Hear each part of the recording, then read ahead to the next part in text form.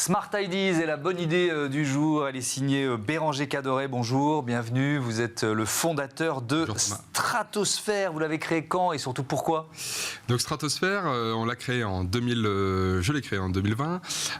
Aujourd'hui, Stratosphère, c'est vraiment c'est le premier hébergeur cloud écologique et souverain en France, grâce à ses data centers de proximité, qui va donc permettre aux TPE, PME d'engager leur transition numérique et écologique et aux collectivités de renforcer l'attractivité de leur territoire. Ouais, alors on parle d'un data center, d'un centre de données local et à impact positif. La première fois que j'ai lu ça, je me suis dit comment c'est possible?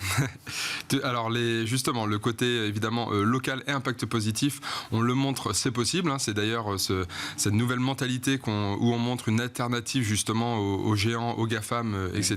et à la donnée, puisque aujourd'hui 92% tout de même des données produites en Europe sont stockées aux États-Unis, que les émissions de gaz à effet de serre provenant du numérique donc a dépassé celui du trafic aérien. Donc aujourd'hui, effectivement, c'est possible. Donc nous, on travaille sur l'éco-conception de nos data centers. C'est pour ça que derrière, on peut transmettre évidemment une promesse sur un cloud écologique et souverain. Donc on travaille sur l'alimentation de nos data centers par des énergies renouvelables, également sur une solution froid qui n'utilise pas d'eau potable, par exemple.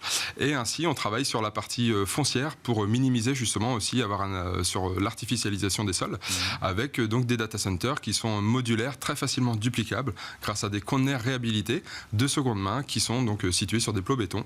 Ouais. Et donc tout ça rend un data center qui se retrouve sur une surface environ d'entre 500 et 1000 m². Et demain, on va donc rapprocher, et aujourd'hui d'ailleurs on a commencé à le faire, à rapprocher donc le data center des acteurs finaux et donc des territoires. Ouais. Qui sont vos clients aujourd'hui? Donc aujourd'hui, nos clients, c'est le monde, notamment, en premier, le monde informatique, donc ceux qui sont liés à l'IT, mais pas que. On a évidemment beaucoup d'industriels, puisque Stratosphère leur permet d'entrer dans leur stratégie RSE. Nous, aujourd'hui, le RSE, c'est l'ADN même de Stratosphère.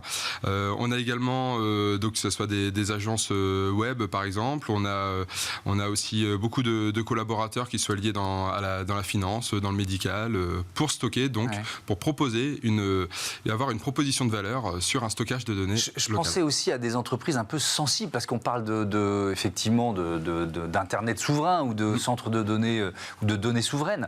Ça peut aussi intéresser ces entreprises-là. Oui, tout à fait. Le but de Stratosphère, c'est vraiment de répondre déjà aux enjeux majeurs que sont la sobriété numérique et l'impact environnemental, et que Stratosphère puisse permettre de passer un cap sur les sociétés en proposant donc un hébergement de proximité. Et on va également permettre à nos clients de créer un levier économique business, puisque pour certains, ça va être un réel levier de valorisation d'offres.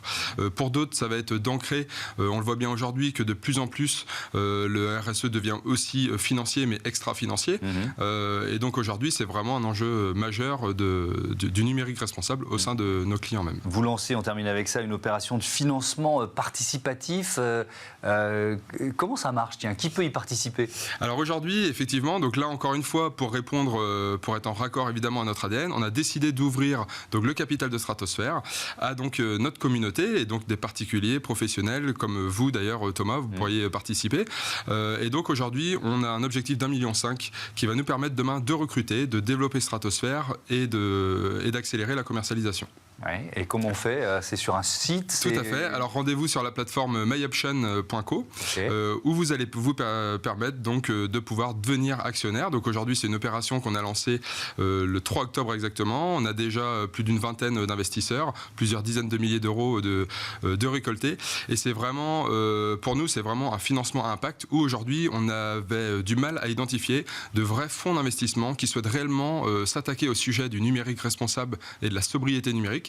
Et c'est ce pourquoi, au cœur de notre ADN, on a décidé de s'ouvrir, de fédérer à cette communauté. Merci beaucoup, Béranger Cadoré. Bon vent à Stratosphère. Voilà, c'est la fin de ce numéro de Smart Impact. Je voudrais remercier Louise Perrin à la production et à la programmation, assisté de Lily Zalkin, Théo Bosca, réalisateur, et Alexis Oustabassidis au son. Belle fin de journée à toutes et à tous sur Bismart.